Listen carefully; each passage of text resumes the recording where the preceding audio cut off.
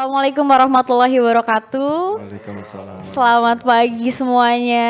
Selamat datang dan selamat bergabung di acara Native Youthpreneur Festival 2022. Masih pada semangat? Oke, perkenalkan semuanya. Nama saya Anya Nadine. Saya adalah finalis dari None DKI Jakarta 2019. Saya juga bekerja sebagai creator partnership untuk ByteDance. Buat teman-teman di sini yang belum tahu ByteDance adalah holding company dari social media platform. Salah satu yang paling terkenal mungkin ada di handphone teman-teman semua itu adalah TikTok. Nah, dan di sini pembicara pertama kita adalah content creator dari TikTok juga, ada Bang Nabil Muhdor. Dia adalah seniman muda Indonesia. Selamat datang Bang Bil. Selamat datang, halo. Gimana? TikToknya udah 300.000 followers ya? Waduh, banyak banget. Banyak banget. Ke support dari TikTok juga. Alhamdulillah. Oke, selanjutnya ini agak susah ya namanya. Tadi saya udah latihan. Ada Bapak Roy Simangunsong. Iya. Tetep Pak ya. Bapak. Ada Bang Roy. Bang Roy ini adalah co-founder dari Podcast Mas Asia Network. Keren banget. Terima kasih Mbak. Dan last but not least kita punya Bapak Diace Harahap. Beliau merupakan founder dari balasin.id. Adalah masuk Forbes 40 under 40 di tahun 2019. Wih keren banget. Jangan Pak juga dong, jangan Pak. Oke, jadi tiga-tiganya tidak mau dipanggil Pak, dipanggil Bang ya. Jadi hari ini ada Bang Bil, Bang Roy, dan Bang Diace. Oke, di topik hari ini kita membahas tentang how to make conventional business unconventional. Udah siap? Siap dong. Mukanya pada tegang semua. Oke, tanpa berlama-lama kita mulai. Kita mulai dari pembicara pertama kita, ada Bang Bil. Sudah siap? Oke, silakan boleh presentasinya. Presentasinya boleh berdiri boleh, biar lebih enak biar ya. Enak kan, jadi kita ngejelasin ya. Siap. Hari ini gue mau ngejelasin tentang gimana dari hobi lo bisa jadi suatu bisnis. Kita siapin dulu buat PowerPoint-nya.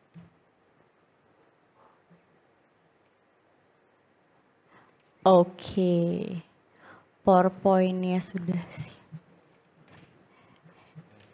Jadi Bang Bil Muhdor ini adalah seniman ya Bang? Seniman. Padahal lulusan bisnis. Iya, kita seniman tapi dasarnya lulusan bisnis. Wow. Jadi kita next aja langsung, kayaknya udah dikenalin siapa gue. Langsung aja who I am. Siapa sih gue? Gue ini seniman tapi gue graduate from Kaplan Business School di Sydney. Jadi kalau lo wondering kenapa dari seorang seniman tapi ngambil bisnis sebagai sekolah gue. Karena balik dulu itu gue dari kecil udah suka sama yang namanya art. Dari umur kecil banget sampai umur 16 tahun gue mulai melukis di kanvas. Tapi ada satu hal, gue suka banget sama salah satu seniman terkenal namanya Vincent van Gogh. Kalau lo kenal pasti lo tahu ceritanya gimana kerennya dia. Tapi ada satu cerita serem tentang dirinya. Dia itu seniman yang top banget, tapi di dalam hidupnya nggak pernah bisa jual even satu lukisan. Pernah sih satu lukisan, tapi yang beli saudaranya sendiri gara-gara kesian. Itu seniman yang udah top banget. Dan hal ini kejadian bukan cuma sama Vincent van Gogh, tapi banyak banget seniman yang kejadiannya mereka struggling in life. Nah, dari situ gue ngambil bisnis sebagai degree gue. Karena gue ngelihat adanya kebutuhan financial education buat membuat hobi kita bisa jadi sustainable buat living life. Dan juga dari situ gue bikin beberapa bisnis dan juga self-employed. Next gue tunjukin sedikit. Gue membuat bisnis dari sosial media juga. Gue mengiklankan diri gue di Bil Muhdor di TikTok juga. Sekarang udah ada 300 ribuan followersnya. Dan juga gue co-founder dari Abang Layan. Dan kebetulan juga sekarang udah di 130 ribuan. Ini jadi contoh juga. Jadi bukan cuman hobi gue sebagai seniman. Tapi ini bisa lo aplikasikan di berbagai bentuk bisnis lainnya. Dan kebetulan gue co-founder juga dari Art Corridor, satu podcast di mana kita ngobrol-ngobrol sama para seniman dan juga kerjasama sama Linda Galeri dan 33 Auction, salah satu one of the biggest auction in South Asia. Dan ada L Project dan project-project lainnya. Ini ada beberapa lukisan kalau lo lihat. Next gue tunjukin sesuatu sebelum kita mulai ke bisnis. Jadi banyak juga gue rasa di sini yang baru kuliah atau baru selesai kuliah. Gue selesai kuliah, gue mau cerita sedikit. Di Australia kalau lo wondering, selesai kuliah gue juga kerja dulu. Jadi kalau kalian masih startup, masih awal, mau bikin bisnis, bisa juga sambil kerja.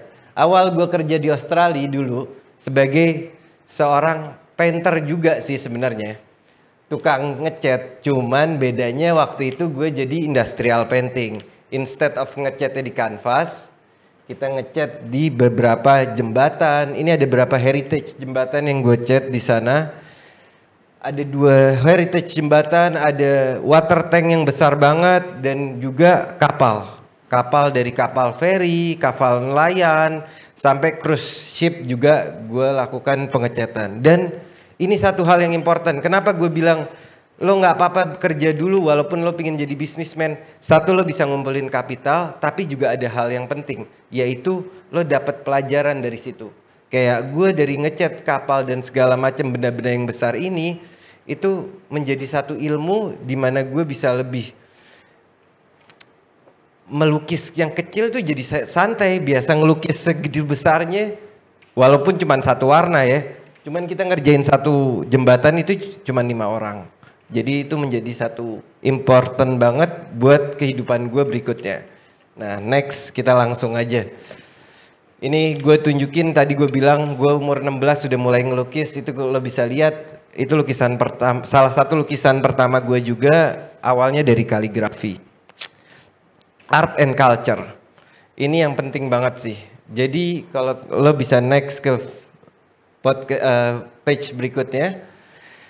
Awal-awal dalam proses gue melukis ke Indonesia, itu lukisan yang gue lukis adalah culture yang relatable sama anak-anak muda. Seperti kalau lo lihat ada Joker, ada Black Panther, ada juga Travis Scott dan beberapa rapper lainnya. Kenapa ngambil icon-icon seperti itu? Biar bisa relate sama audience gue di sini. Dan kalau di next lagi, bukan cuman relatable buat anak muda, tapi ini yang paling penting sih. Gue percaya satu hal. Kalau lo lihat lukisan gue itu kebanyakan bisa disebut romantisme. Jadi menceritakan sesuatu tapi dengan bentuk yang dibesarkan. Jadi yang paling penting adalah storytelling dari karya itu. Jadi bukan cuman gambar, tapi ada storytelling yang lo bawain di belakangnya. Dan gue percaya bahwa art impact life. Dengan karya seni, lo bisa mempengaruhi kehidupan masyarakat. Itu bisa bentuknya kecil ataupun besar. Menurut gue saat lukisan itu bisa impact even one people, itu udah menjadi satu goal yang sangat penting buat diri gue sendiri. Di sini beberapa karya gue juga dikoleksi high profile person in Indonesia. Contohnya ada Pak Menteri, Bang Sandi, itu ada lukisannya beliau juga. Ada lukisan yang dikoleksi sama beberapa anggota DPR, contohnya Bang Niko Syahaan. Dan kalau di next ada juga dari beberapa keluarga kepresidenan. Contohnya ada dari keluarga Pak SBY dan juga dari keluarga Pak Harto. Di sini gue juga mau nggambarin cerita tentang gimana sih dengan seni gue bercerita. Jadi yang lo lihat kan cuman gambar, tapi sebenarnya sebelum gue menggambar dan berkarya itu ada background yang gue lakukan. Gue research tentang apa sih yang mau gue ceritain. Jadi saat gue bercerita, gue tahu apa yang harus gue sampaikan. Dan satu hal yang enaknya dari seni, lo cerita sekali, karyanya jadi, itu bercerita selama itu karya masih ada. Ini hal yang paling gue cintai dari seni. Kalau gue kasih contoh sedikit, di sini ada lukisan Ibu Ani, gue kasih waktu itu ini gue bikin pas Hari Ibu dan ini dimiliki sama Mas Ahaye. Di karya Ibu Ani itu gue gambarin ada segitiga dan jumlahnya ada 5. Ini simbolik, satu cara gue menyampaikan simbol dari bagaimana segitiga 5 ini simbol dari Gunung Limo. Gunung Limo adalah tempat Ibu Ani dan Pak SBY punya kenangan indah di masa mudanya.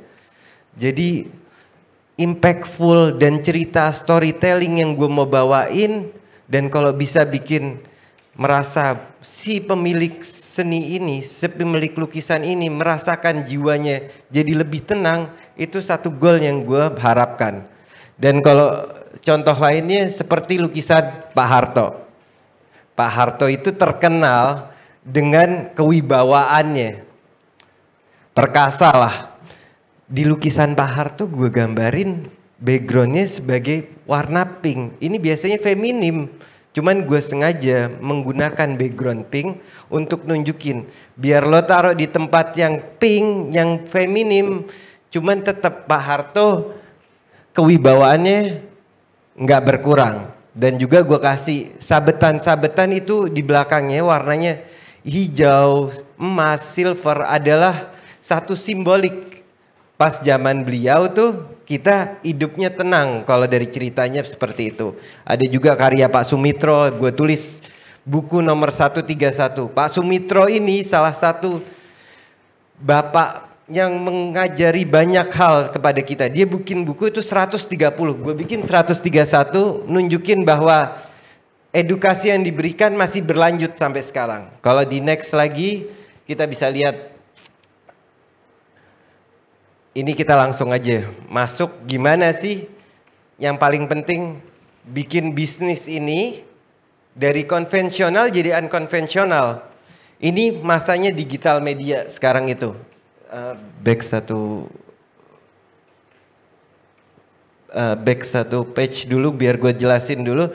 Digital media itu sekarang zamannya visible. Dengan adanya digital media kita bisa visible, accessible sama reachable. Ini satu hal yang important banget. Kalau dulu Van Gogh yang gue ceritain itu nggak ada yang beli lukisannya karena nggak visible. Dia kerjanya di rural area, di tempat yang sepi, dan juga memang di luar itu Van Gogh adalah seorang seniman yang di atas masanya. Jadi dia hidupnya lebih dulu daripada masanya. Tapi gua rasa kalau Van Gogh waktu itu bisa visible buat banyak orang, lagi direbutin tuh waktu Van Gogh nggak masuk rumah sakit, stres, malah lagi bikin karya, lagi dikejar-kejar banyak orang. Nggak tahu bagus apa enggak, yang pasti hal itu bisa terjadi. Kalau di next, dokumen don't create. Ini salah satu quote-nya Gary V. Gimana sih cara kita bikin, apalagi buat yang baru mulai di hobi lo, mau lo bikin itu jadi profitable. Yang penting adalah dokumentasi, bukan creation. Ini satu hal yang penting banget. Dengan lo dokumentasi apa yang lo kerjakan, lo jadinya lebih santai. Yang penting prosesnya. Orang banyak berpikir, oh gue harus bikin sesuatu yang paling keren, gue harus bikin sesuatu yang begini. Akhirnya karena lo berpikir terlalu dalam, malah jadinya nggak terjadi apa-apa. Lo harusnya dokumentasi dari masa lo berstruggling di awal sampai jadi sesuatu yang bagus, malah itu jadi storytelling yang mahal bakalan ntarnya. Nah, masuk ke poin pertama. Jadi eksekusi adalah hal yang paling penting dalam lo berkreasi. Baru abis itu improvisasi. Karena kalau lo mau bikin semuanya perfect di awal, udah jatuhnya hampir mustahil dan bakal takes long time. Lebih baik lo eksekusi, baru lo improvisasi di situ. Di luar itu juga fokus sama give it back. Jadi fokus sama apa yang bisa lo dapat, lo berikan. Bukan fokus buat ngambil sesuatu dari apa yang lo miliki, tapi malah memberikan kepada mereka. Dan trust the process, ini penting banget. Prosesnya bakal agak panjang, lo bakal naik turun, tapi lo percaya sama prosesnya. Ini terjadi di semua hal. Spesiali juga gue lakuin ini trust the process tuh di lukisan juga. Lo kalau ngelukis awal-awal itu banyak banget yang nanya, bang lukisan gue gimana biar bagus? Ya lo percaya sama prosesnya. Mungkin awal lo jelek, entarnya bakal dengan proses itu bakal menjadi bagus. Dan nih yang paling penting juga, integrity sama etik. Lo harus jadi orang yang jujur, etika lo harus lo jaga. Jangan cuman mikirin, oh gimana cara dapat duit cepat, cara viral tanpa memikirkan etika. Kenapa? Saat lo punya etika, lo punya kejujuran, you going along the way. Lo bakal jadi satu bisnis yang sustainable dalam jangka waktu yang panjang. Karena lo nggak mau saat lo bikin bisnis 2 bulan lagi udah hilang tuh bisnis. Dengan etika itu bisa orang bakal percaya sama lo. Spesiali di zaman digital sekarang, semua jejak digital lo bakal dilihat sama orang. Next. Nah, seperti yang gue bilang tadi, gimana sih use-nya sosial media ini adalah pedang buat kita semua nih yang sekarang di zaman 2022. Saat lo punya hobi, pakai sosial media lo buat melakukan beberapa hal ini. Pertama, showcase. Dengan showcase, lo bisa nunjukin gimana itu jadiin galeri lo sekarang. Jadi udah nggak perlu yang dulu orang harus punya galeri. Dengan adanya sosial media lo bisa jadiin itu galeri lo. Dan juga kalau lo misalkan kerjanya bukan seniman, gue jualan produk, jadiin itu katalog lo. Di luar itu juga marketing. Dengan adanya sosial media sekarang, marketing jadi jauh lebih gampang. Dulu lo harus ngelempar pamflet ke satu orang segala macam.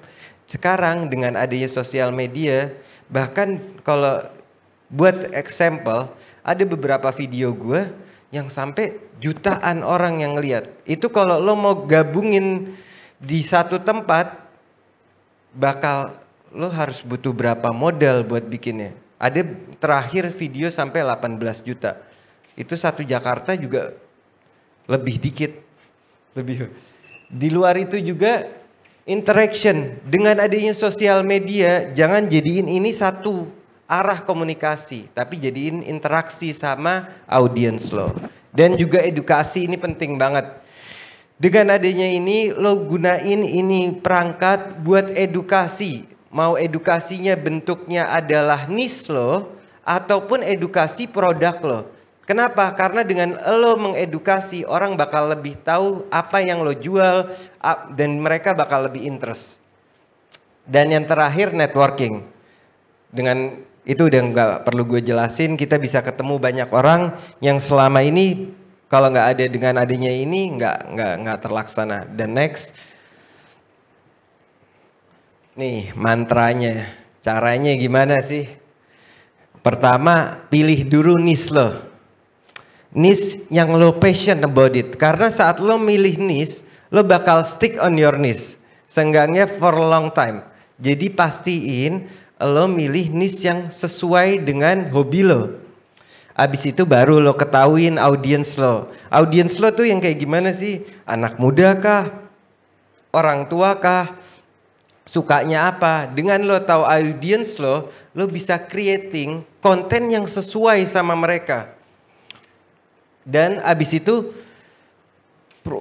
lakukan dengan providing unique value. Jadi lo harus berbeda dengan yang lainnya. Karena di luar kita sekarang dimudahkan, tapi di satu sisi ini tuh jadi sesuatu yang dilakukan sama banyak orang. Jadi lo harus stand out dengan melakukan satu karakteristik yang beda sama yang lainnya. Dan following the trend juga menarik juga. Lo ikutin tuh tren-tren yang lagi berjalan saat ini. Tapi dengan uniqueness. Jadi saat lo membuat ngikutin tren, jangan cuma ngikutin jadi copycat. Tapi lo kasih proposition uniqueness yang lo punyain. Nah, tetap kalau kata orang Arab, al-istiqomah khairum min alfi karamah. Konsistensi itu lebih baik daripada 1000 keramat. Itu posting dan engage every day. Kalau emang lo pilih, lo mau posting berapa tiap harinya, lo konsisten dalam hal itu. Itu yang penting. Mau naik, mau turun, lo konsisten aja. Bukan nomor yang lo lihat, tapi konsistensi lo.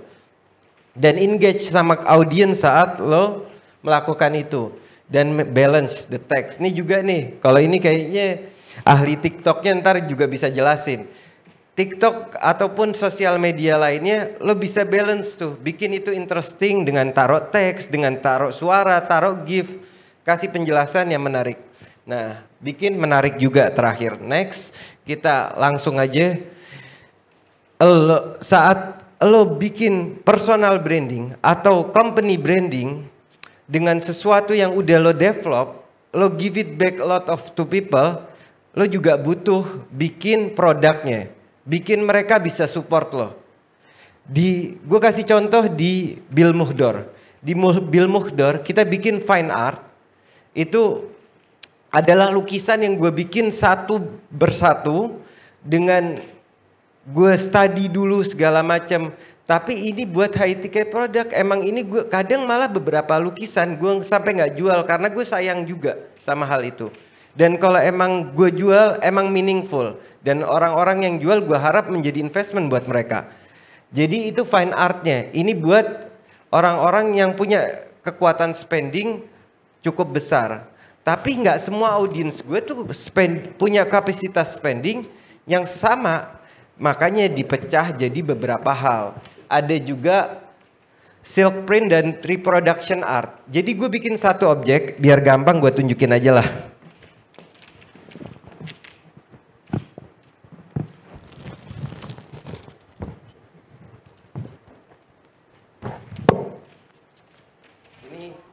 Ini dia nih, ada salah satunya. Gue bikin kemarin karya namanya Gemah. By the way, sekalian gue tadi ada janji katanya mau ngasih giveaway hari ini. Ya lo posting aja, lo storyin kejadian nih hari. Dan jangan lupa tag bintang tamunya semua, sekalian juga acaranya. Ntar gue pilih salah satu, gue bakal repost, gue kasih tahu you are the winner bro. Sama yang ini adalah Bung Karno. Gue bikin, sekarang ini udah nggak di sell lagi. Ini udah supply-nya udah gue nggak keluarin lagi. Jadi ini kesempatan buat lo semua mendapatkan ini silk print reproduction, tapi objeknya sama semua, tapi dengan warna dan uniqueness yang berbeda-beda.